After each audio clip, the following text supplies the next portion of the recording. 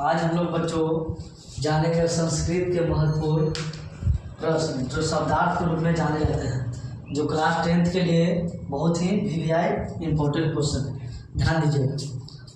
हम लोग जैसे सह का मतलब क्या होता है, स्त्रीलिंग के लिए क्या प्रयोग किया जाता है, पुल्लिंग के लिए क्या प्रयोग किया जाता है, कैसे हम लोग संस्कृत अनुवाद बनाए गए हैं, तो हम लोग को फॉर्मूला को जानना बहुत ज़रूरी है, शब्दार्थ जानना बहुत ज़रूरी है। अगर यह नहीं पता रहेगा तो संस्कृत अनुवाद संभव नहीं है। चलिए हम लोग ध्यान दें।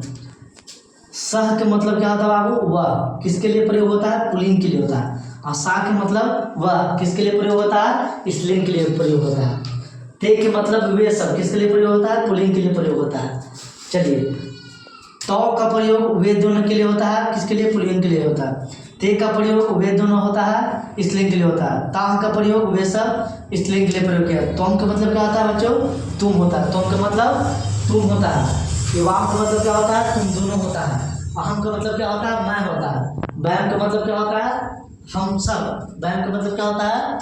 हम सब, या हम लोग भी बोल सकते हैं इसको। बैम का मतलब हम लोग या हम सब बोल सकते हैं। आवाम, चलिए हम लोग देखेंगे। आवाम का मतलब होता है हम दोनों। भवान का मतलब आप, किसके लिए? पुल्लिंग के लिए। अस्माकम का मतलब होता है हमारा। अस्माकम का मतलब हमारा। तब का मतलब तुम्हारा। मम का मतलब मेरा। और कह का मतलब कौन। गदा का मतलब कब। और तदा का मतलब तब। और यदा का मतलब जब। किम के मतलब क्या। तत्र के मतलब वहाँ। अत्र के मतलब यहाँ।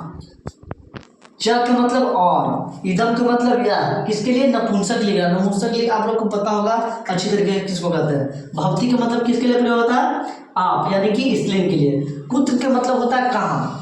अस्ति का मतलब है। इसे हम लोग कहते हैं कि वह किताब पढ़ता है, इसका संस्कृत अनुवाद बनाइए। तो हम लोग जानेंगे बाबू कि वह किताब पढ़ता है, तो है लास्ट में जो आता है वर्ड, उसमें क्या प्रयोग होता है? अस्ति का प्रयोग होता है। सदा, सदा का मतलब ये हमेशा के लिए। सदा का मतलब हमेशा। कह का मतलब क्या होता है बाबू? कौन होता है। संघात का मतलब क्या होता है? समूह होता है। और की का मतलब क्या होता है? अति। की का मतलब अति। चलिए